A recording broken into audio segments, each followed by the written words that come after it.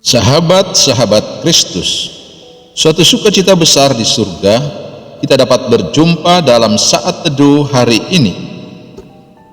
Bagian Alkitab yang menjadi bacaan kita adalah dari kitab 1 Samuel pasal 20 ayat 1 sampai 9 yang berbunyi demikian.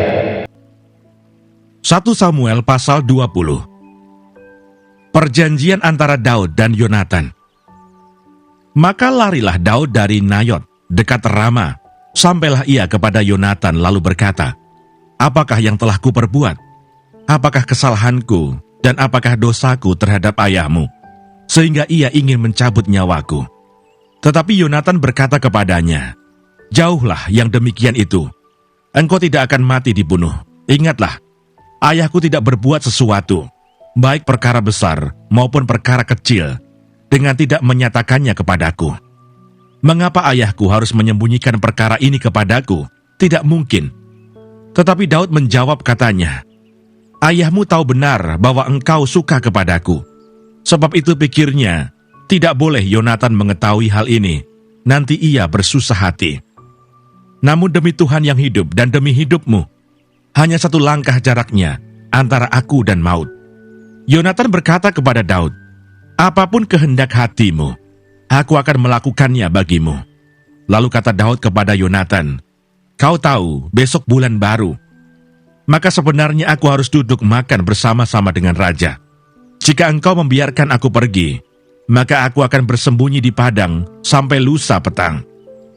Apabila ayahmu menanyakan aku, haruslah kau katakan, Daud telah meminta dengan sangat kepadaku untuk pergi dengan segera ke Bethlehem kotanya, karena di sana ada upacara pengorbanan tahunan bagi segenap kaumnya. Jika begini dikatakannya, baiklah, maka hambamu ini selamat. Tetapi jika amarahnya bangkit dengan segera, ketahuilah bahwa ia telah mengambil keputusan untuk mendatangkan celaka. Jika demikian, tunjukkanlah kesetiaanmu kepada hambamu ini, sebab engkau telah mengikat perjanjian di hadapan Tuhan dengan hambamu ini. Tetapi jika ada kesalahan padaku, engkau sendirilah membunuh aku. Mengapa engkau harus menyerahkan aku kepada ayahmu?"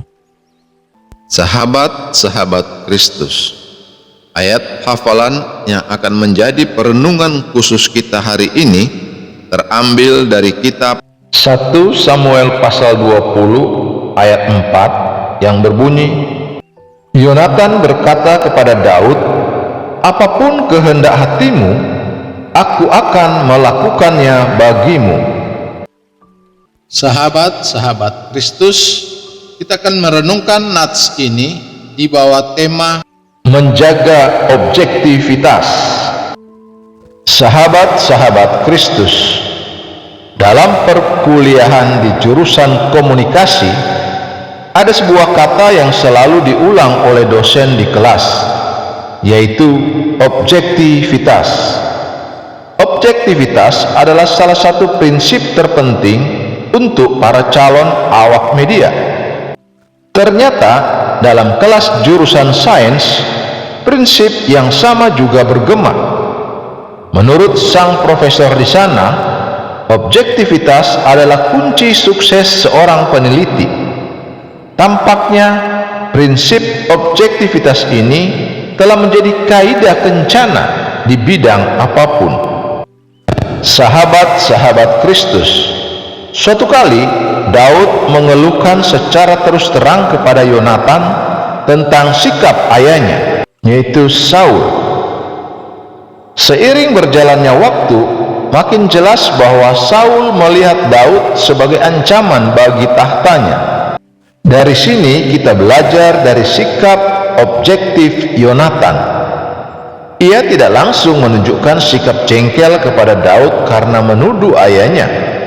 Sebaliknya, ia juga tidak langsung terprovokasi oleh Daud untuk ikut menjatuhkan Saul ayahnya.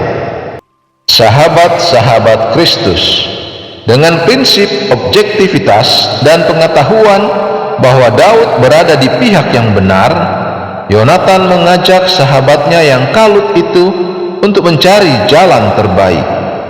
Akhirnya kita tahu bahwa Yonatan berhasil menyelamatkan nyawa Daud, yang kemudian menjadi raja besar di Israel. Meski untuk itu ia harus mengorbankan kesempatannya sendiri untuk naik tahta. Sahabat-sahabat Kristus, sikap objektif dapat membawa perubahan yang nyata dalam kehidupan ini. Seseorang yang bersikap objektif akan berusaha menempatkan diri dalam posisi yang netral, tak berpihak.